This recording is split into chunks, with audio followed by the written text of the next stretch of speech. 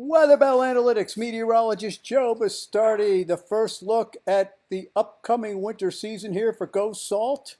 I've been working with Mark Schoenberg, trying to get him to let me compose a Go Salt theme song. He hasn't gotten back to me about that, but I've got ideas. Okay, let's take a look right off the bat. Forecast from November through March. And I want to caution you, okay? It's preliminary outlook. We saw what happened last year. It waited till April and May to get cold. And so it's not like this is etched in stone. And I'm going to show you a bunch of things, a bunch of examples of why it could be colder, all right? Because they're there. But what I do is I blend a bunch of analogs, but in those, in other words, look at past years. But in those analogs, there are what we call outliers. Now, that's not to be confused with a liar. A liar is probably what you call me after last winter. But, I hope not. But anyway, when we take a look at the analogs for November through March, they look like this. In winter, and this is our winter forecast, they're warm in the east and cold in the northwest. However, there's some big ifs, ands, and buts about that, and I'm going to get to that in just a moment. Now, before you sit there and go, oh, no, it's not going to snow at all or whatever, that's not what that means. It means the totality of the winter winds up warmer than normal, 2 to 3, for instance, let's say take around New York City, 3 degrees above normal. And when we look at snowfall, I'll show you that in a moment, it implies anywhere from 12 to 18 inches of snow. So it's not a snowless winter. Now, if all that comes in, 3 weeks, there's problems, all right? But let's remember that the variance, one of the analog winters is 2010, 2011. I'm going to show you that in just a moment, okay? So this is nothing to, it's a forecast right now, and it's nothing to get too terribly bent out of shape about yet, okay? We'll know more as we get closer. But I like to try to, basically warm east, cold plains and west overall is what we're looking at. But warm is a relative term, and there have been some big events that have caused big problems in what has wound up to be a technically warm winter.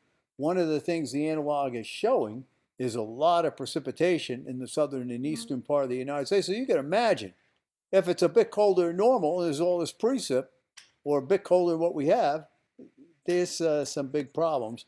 Right now, the snow in New York City is about 80% of normal forecast, which is 15 to 20 inches. What is that? The 75% is down there in the Carolinas, which is, the whole theory is that the cold is concentrated, the intersection of normal to above normal precipitation and consistently cold is concentrated further north and west, but that's currently a theory. Now, okay, we just showed you that map that's heavily biased toward the cold west, warm east, right? But now take a look at the Japanese 500 millibar. This is an unusual situation going on here, and this is for its winter season. This is such a big ridge. Remember, we had that ridge out near the date line last year. That's not to be confused with a date line. I used to say, hey, you want to go look at weather maps about how it snowed? That used to be my line to try to get girls to go out with me. Needless to say, that kind of date line didn't work. I'm talking about the date line 180 degrees out there, okay? Right? So what happens is when that ridge is there, you get a trough on the west coast and the ridge comes up in the eastern part of the United States. It's game, set, match. But what the Japanese model is saying is that's such a big ridge, it's putting the trough further downstream in an area, and you can see the positives that are going on over Greenland, where a lot of cold air is going to come into Canada. A lot of cold air. You say, well, Canada is always cold. That's right. It leads North America in the export of cold air into the United States. No question about that. But if there's a lot of cold air in Canada, all it takes is a little bit of pushing going on. And the weather can be pushy at times, among other things. Um, this is the Pioneer model, Joe DeLeo's model, and it's similar to the Japanese model. But that kind of pattern would whirl a lot of cold air in, be a lot of variance, be a lot of back and forth, a lot of fighting. But and this is what happened last winter. It was so frustrating that there was a fight going on, but instead of the normal amount of variance to the south, where a couple of storms could have been snow, it stayed up further north and west. Very, very consistent with that. And here's the surface temperature forecast, which is considerably more optimistic than what our forecast has right now. In addition, when you have big hurricane seasons on the U.S., now the theory is this: when you have big hurricane season, a certain pattern is established over North America during the hurricane season, and that pattern is a byproduct of everything else that's going on in the hemisphere. And so if you see some of these hurricane seasons like this, it's biased with a lot more cold off to the east. So you say, well, how can that happen? All you got to do is shift that eastward a little bit, and you've got it, right? So it's not out of the realm of possibility. Now, here's the current climate forecast system model forecast for October. All right, you see that? Look what October of 2010 looked like. Look where the warmth was centered and where it was a little bit cooler. A very, very similar looking pattern to what's being forecasted now. So what happened?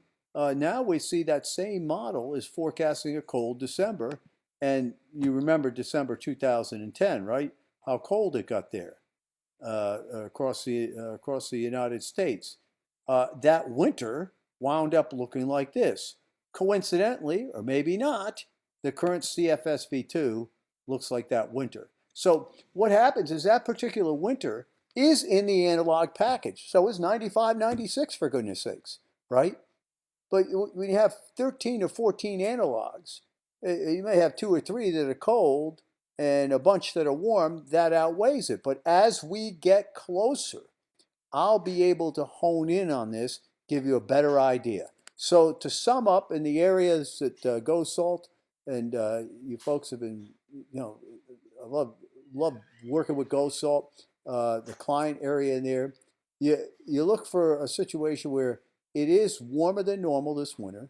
It's wetter than normal this winter. Snowfall is a bit below normal, but it's not like it's not going to snow, for one. And for two, if some things break the other way, as we watch what happens in the fall, we look at what's going on in the Pacific. We get specific about the Pacific as whether things are going to turn out terrific or horrific. I can't go on past that, so that's as good as I can do there.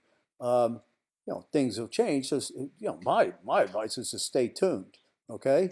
And my other piece of advice is enjoy the weather. It's the only weather you got.